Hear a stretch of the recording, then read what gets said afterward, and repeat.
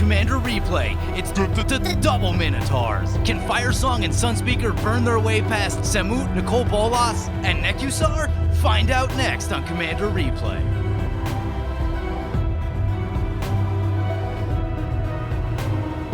Welcome back, everyone. Playing some FIRESONG and SUNSPEAKER. Taking a look at our opening hand, we have one land. We're going to mulligan that. Mulligan. Two, not much better. Two lands off color. Oh, there is a Nekusar. Nekusar will help us draw. There's a Bolas, which will make us discard our hand. And a Samut, which should be good and aggressive. Should hopefully play a lot of creatures into our big burn spells. Oh, man. We have some card draw and Outpost Siege. Yeah, I guess we keep. It's risky. Oh, I guess we mulliganed. Actually, yeah, you know what? This is probably better than what we had, so we'll keep this. Yeah, land on top. You know what? I accidentally clicked the mulligan button, and that worked out, because a reasonable 6 is better than a bad 7. Especially in multiplayer Commander, where you always get to draw, going to 6 isn't the worst thing. Yes, it's nice to have that extra card, but if your opening hand isn't keepable, it's not keepable. And that is a crazy start for the Samut opponent. They got a Sol Ring and a Signet on turn 1, so hopefully they don't come our way. Anyway, so we're playing Firesong and Sunspeaker. It is 4 red-white for a 4/6. Red instant and sorcery spells you control have lifelink. Whenever a white instant or sorcery spell causes you to gain life, Firesong and Sunspeaker deals 3 damage to target creature or player. Super sweet commander. Very excited that it is a Boros commander that cares about something other than attacking. This commander in particular kind of opens up some new ground for Boros to build more of a Spellslinger control style deck, which isn't something that Boros has really had a lot of access to. So, pretty excited about this commander. I've only played the deck one time before this, and that was on an episode of EDH Lounge. Anyway, our turn 1. Let's lay down, let's see. I don't have any plans to do anything super quick right here, so we're gonna drop this down. We're gonna see what we draw for our next turn, and then I think we're gonna play the Temple on turn 2. Signet for the Nekusar opponent. Our opponents, by the way, Nekusar the Mindraiser, Samut Voice of Dissent, and Nicol Bolas. 2 commanders that we played on the channel in Samut and Nicol Bolas. Hey, it's a turn 2 Samut. This game should go magnificently. Hopefully Bolas is playing control and has some creature removal. Slow this game down. Let's see where they pointed. They pointed at the Nekusar, and rightfully so. Nekusar can be a pretty abusive deck. There are some really good Nekusar decks out there, and they will win the game before you even have a chance to do that much of anything. So, fully support the Samut attacking into the Nekusar. Sweet, we draw a land off the top. So now we're going to play the Temple and scry one time, see what we have on top. We have a Gift of Estates. We're not on the play. Yeah, I think we're going to keep that Gift of Estates. Put on top. And pass the turn.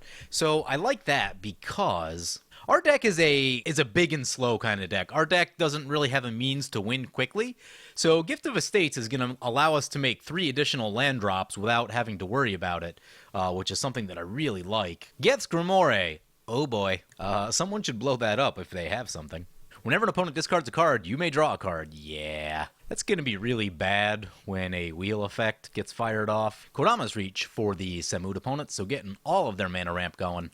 Ooh, that is an Aura Shards. Well, that'll take down the Geth's Grimoire. Can also handle the Signet if opponent gets enough creatures to make that work. So Samut going to swing into the Nicol Bolas, also a great choice. Both in that it is Nicol Bolas, and it is a very scary late-game commander, and that it is not attacking us. Opponent said they're spreading the love. That seems fair. Means that unless we find something to block with, probably coming our way next. Don't know that there's a lot we can do about that, being that there's a Gift of Estates on top of our library. Some shenanigans would need to happen to alter that outcome. Wow, Bolas just taps and passes. You figured they'd have something like a Fleshbag Marauder. There's our Gift of Estates. So opponents are definitely ahead on lands. So I've been thinking about it over the past turn. We're going to play the Gift of Estates right here. We are going to have to discard the hand size. Let us get the... I'm honestly a little bit worried about a wheel effect right here. I'm going to go Plateau, Mistveil, and leave Sacred Foundry in the deck, just in case. So right here, we will play the Plateau. Actually, no, we don't have to discard the hand size. All right. I was prepared to discard this Past in Flames to hand size, but we won't have to actually do that. So that sounds good to me.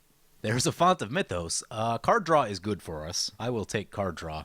Just that very soon that card draw is going to turn into wheel effects and a lot of life loss with Nekusar and company. So Font of Mythos trigger for the Samut opponent. Pretty good chance they're going to find a creature somewhere and start blowing up some artifacts. There's an Eldritch Evolution, sacrificing the Samut. Oh, this is going to be something big. Could be an Avenger of Zendikar. It's an Aurelia. Also very, very good. Gonna shoot down the Geth's Grimoire. I strongly agree with that play. I'm hoping they don't play another creature because the next thing they probably shoot is the Font of Mythos. I would like to get those extra draw steps. They drop a Signet. Signets are fine. Opponent's gonna send the Aurelia at us for combat 1. Aurelia gets a second combat step. So we go down to 37, and going to send it back at us again, and that will drop us to 34, and that will tie us with our 2 other opponents that have been attacked by the Samut. So the problem here is that Samut is going to establish themselves as the threat, and all of that shuffle, Nekusar and Nicol Bolas will probably get lost in the threat analysis. Everyone will gang up on the Samut, then the combo decks will win. That is a fear that I have for this game. There's a Hedron Archive for the Bolas opponent. I would love a Hedron Archive on our next turn. We draw an Entreat the Angels. That's something. I mean, I think we just cast Entreat the Angels. I don't know that I've actually played a Miracle card before, so let's see if I execute this properly. I mean, it's supposed to be a late game card, but right now I'll settle for just getting a creature into play, because it doesn't look like we really had all that much else going on this turn either. So we get a 4/4 into play. That'll be good for blocking. I'm going to get the Strip Mine down just because there's going to be a high likelihood of wheel effects in this game, and I would like to hang on to our utility land just in case we need to blow something up. Yeah, I'm still okay with discarding the Past in Flames. We are so far away from that being relevant, and it'll likely just get wheeled before we even get to use it. Past in Flames to the graveyard. Now we're getting to a point where the Aura Shards is going to start to become problematic because we have 2 good artifact and enchantments in Pyromancer's Goggles and Assemble the Legion that we basically just can't play right now until something happens with that Aura Shards. Howling Mine for the Nekusar opponent.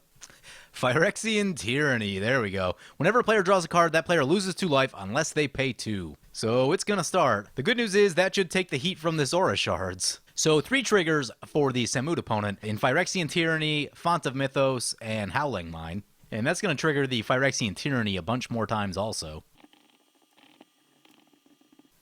Whew. So Samut going all the way down to 32 as a result of the additional card draws and the Phyrexian Tyranny. Gonna play a Shaman of the Forgotten Ways. That's gonna get an Aura Shards trigger. I mean, I assume it's gotta be the Tyranny right here. Yep, going after the Tyranny, so that's great news for us.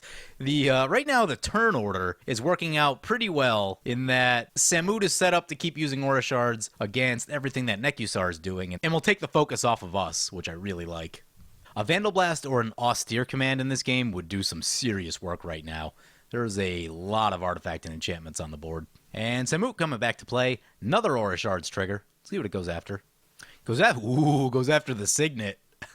Wants to take opponent off the mana ramp. That is not the worst play I've ever seen because right now everyone's drawing 3 additional cards a turn on top of their normal draw, which means that you're limited by how much mana you have and not limited by the number of things that you have access to. Basically, you're going to have access to more things than you can cast mana-wise, so limiting someone on mana is actually a pretty good idea. And, sending everything at the Nekusar. Aurelia is going to give a second combat step, so there's going to be some damage flying in there. Did you just skip the second combat step?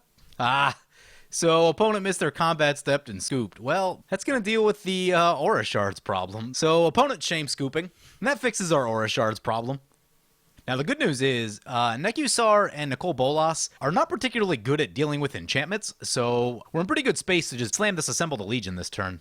Undead Alchemist for our opponent. Interesting. And a Windfall. Boo. I like the things in our hand a lot, and I'm pretty sure our hand just got a lot worse. We did get some mana ramp in this Azor's Gateway. Well, I guess it's not a lot worse, but we lost power, but we gained a lot of utility and draw power with Azor's Gateway and Sensei's Divining Top. There's a Sol Ring that we needed. Do we rest in peace? Molten Psyche. Does this look like a graveyard deck? It doesn't really. We can wait for just a second on the rest in peace because we do have our Past in Flames in the graveyard. So this turn, let us lay down a command tower, use a Strip Mine to play the Sol Ring. Let's get the Ghostly Prison down. I like what that'll do for us. Let's get this Azor's Gateway down. We'll use it one time. We will discard the Mountain. We get a Mana Crypt out of the deal. So cast Mana Crypt, play the Sensei's Divining Top. With the one floating, use Sensei's Divining Top. Take a look at what's on top. Shouldn't matter too much right here because of all the extra draw steps. So Well of Lost Dreams, Starstorm, and Primal Amulet. Well, we got a lot of mana ramp out of that hand, so that sped us up a lot, which is good news. The question is, do we attack the Nekusar right here? Yeah, I think we do. Leaving the Nekusar Doesn't seem like the best idea. We have the Ghostly Prison up. I don't know if Nicol Bolas will want to commit the mana to pay into our Ghostly Prison. Mana Crypt for the Nekusar opponent. Ooh, that's a Mind Crank. Whenever opponent loses life, they put that many cards from the top of their library into their graveyard. Interesting. Signet for the Nekusar. Nekusar coming into play, so there's going to be some damage and some milling. See if Bolas has any creature removal. Can't really figure out what this Bolas opponent is doing. They have a Windfall, some reanimation stuff, Skull Cage. Yeah, I really have no idea what this Bolas is up to. Anyway, they lose some life and mill some more cards. Lost an Incendiary command in there, also a Delirium Skeins. Ooh. Delirium Skeins is a good one to get rid of, because that's a bad time. Fate Unraveler. Whenever an opponent draws a card, ooh, does 1 damage to them. Yeah. So I think this turn, nice, opponent's tapped out so they can't attack us. They can attack into the Nekusar, though, because I doubt Nekusar is going to block that. Oh, decides to stay put. Opponent, you totally could have bullied him with that Undead Alchemist. There's no way Nekusar is blocking that. The tempo loss from having to recast Nekusar would be far, far too big to block. So back to our turn, we get a Mana Crypt trigger. Let's go Tails. 1 the flip, that's good. Life is going to be at a premium in this game. All the stack of triggers starts. We got Nekusar, Font of Mythos, Nekusar, Howling Mine, Fate Unraveler. Got to start autoing these triggers. Mind Crank. Fate Unraveler, Mind Crank, Nekusar, Auto Nekusar, draw a card with Nekusar, get pained by Nekusar. Ooh, the triggers. Wow. So there are now 20 cards in our graveyard, which is actually interesting because of the Past in Flames. Man, I really hope we don't get wheeled. Like, I know we're going to get wheeled. I know that's a thing that's going to happen, but I would love to not get wheeled. Right here, we can... Doubling Cube, huh? Doubling Cube is an interesting card. Cast the Doubling Cube. We're going to want untapped mana right here, so play the Clifftop Retreat. Then just tap out all of our mana. Use the Doubling Cube. We have 10 mana. Let us get FIRESONG and SUNSPEAKER down. Man, if we play that Furnace of Wrath... actually, I don't know if we'll even survive if we play the Furnace of Wrath. That's sort of a concern. We have 4 mana, which means that we can Earthquake for 3. I guess 2 is as good as 3, other than the amount of life that it'll gain. So I think we do that. So let's Earthquake X2 so we can get the life gain going. That way we're not in danger of dying. So we go back up to 38. We do clear out a couple creatures from the Bolas opponent. More importantly, we gain a lot of life. So we're going to draw a card right there. There's a Tajik. I mean, there's just going to be no time to get this Nubenalia down. So... ah, crap. I wanted to exile the land tax right there so we could get the different casting costs going. It's going to slow down that plan, and now I wonder if there's even enough time to make the Azor's Gateway still happen. We can't attack with that. We can attack right here at the Nekusar with our Angel, so we'll go ahead and do that. And we have another discard coming up. We'll discard the Arid Mesa. So Font of Mythos triggering for our opponent. They're losing some life. They're going to lose some life to the Fate Unraveler. So their life total's getting really low. We could actually just like Flashback Sizzle, do some stuff. Flashback Sizzle with Furnace of Wrath. And things are looking pretty good. What is that? Raider's Wake. Whenever an opponent discards a card, that player loses 2 life. Ooh, there's a Burning Inquiry. That is many triggers. Let's see who's still alive. Yeah, that was why I wanted to get that life gain going last turn, because I knew that was going to be really important. Oh my, there's so many triggers. This is a Sphinx's Tutelage out also. Whoo! Does Nekusar die to the Fate Unraveler? No, probably not. It'll be on really low life, though. And basically, as long as no one exiles our graveyard or blows up a significant amount of our mana, we can definitely kill Nekusar this turn. So opponent can use the Sphinx's Tutelage on the Nekusar, so Nekusar is about to lose some cards from their library. Goes up to 21 cards in their graveyard. Goes down to 5 life. Mind Crank triggers a few times in there. We have 35 cards in our graveyard. More Mind Crank. Wow. So Nekusar at 5. Bolas at 17. We're at 24. That life gain was huge. 24 feels like a massive life total compared to where our opponents are right now. Basically, we're just hoping on no removal from Bolas this turn. And that's a Teferi's Puzzle Box. I think we'll survive it. So we put the cards at the bottom so the discard doesn't happen. That's fine. We will lose life to Nekusar. Yeah, it's going to be interesting. We have 41 cards in our graveyard, which is really going to power up the Past in Flames. And there's going to be even more when it gets back to our turn. There's 37 cards left in our library. That is something we do need to be a little bit careful about. So Nekusar are going to eat more of those Sphinx's Tutelage triggers. Teferi's Puzzle Box. I wonder if Puzzle Box kills them. Puzzle Box may kill our opponent. That is a lot of triggers. We could also get milled, which wouldn't be great. That is a lot of Sphinx's Tutelage triggers. So far, still pointing them at the Nekusar. Still pointing them at the Nekusar. Oh, this may not matter. If they die before these triggers resolve, the Sphinx's tutelage may not do anything. Mind Crank, Nekusar, Mind Crank, Nekusar, Mind Crank. I don't think they're going to make it. Wow.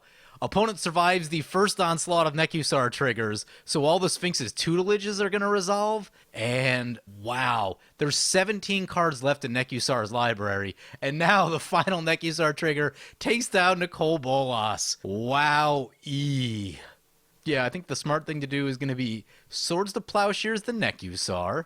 Let's stop on upkeep. So we get a mana crypt flip. Let's try to win this one. We went tails, we won. All right. Shoot Nekusar before weird things start happening. Since there's no way we're going to need this land tax, we're going to Azor's Gateway and exile the land tax. Then go to our draw step. There's a Wheel of Fortune. Don't really need that. Puzzle Box is going to happen. Howling Mine, Font of Mythos, Puzzle Box. So with Puzzle Box, everything's going to go on the bottom. There's a Aetherflux Reservoir. And opponent scoops it up. Nice. So we had the win right there. We just had to cast basically anything. What cards are we drawing into? Chaos Warp, Return to Dust. Oh, opponent has no creatures, so yeah, we had lethal combat damage on them. There's a repercussion. So, weird game. We got a Shame Scoop out of the Samut. We had a Nekusar who got a lot of their combo pieces online. And then Nicol Bolas, I'm not really sure what their plan was, but they definitely soaked up a lot of the damage and allow us time to react to the Nekusar opponents. That was good. I mean, the most important thing we did in that game was just gain life and, like, attack Nekusar 2 or 3 times. That was really all we did. And so that's the thing, too, is some people play life gain decks and they kind of know what's going on, but life gain can be a really big deal. Against something like a Nekusar deck where you're, 1, drawing a lot of cards, and 2, they're trying to whittle your life total down, as opposed to just, like, alpha striking you all in one turn, gaining life can keep you out of range of death, which is really important. For decks like that try to chip away a bit at a time. Now, they will make their big plays where you will lose 15 or 20 life in a single shot, and that's when gaining 15 or 20 life back is really, really important. So, not for every matchup, but in matchups where life gain is good, FIRESONG and SUNSPEAKER is a solid commander. I'm still kind of getting comfortable with the deck, but I would venture a guess that this style of deck would probably be most well-suited against creature-based decks, since we have tons of board wipes, and also things like Nekusar and other Punisher-style decks, where they do care about damage, and they're doing damage over time. They're not trying to, like, commander damage you out of the game and stuff like that. Now, there will inherently be some bad matchups. I don't see us having a lot of success against a Spellslinger match like Mizzix or probably anything blue and red. It seems like it would be quite a bit of trouble for FIRESONG and SUNSPEAKER, but yeah, it's an interesting little commander. And in this game, you know, showing off what just a little bit of lifelink on your spells can do, because that's what kept us out of range of death. Anyway, hope you guys enjoyed this video. As always, feel free to comment, like, or subscribe. Thank you for watching.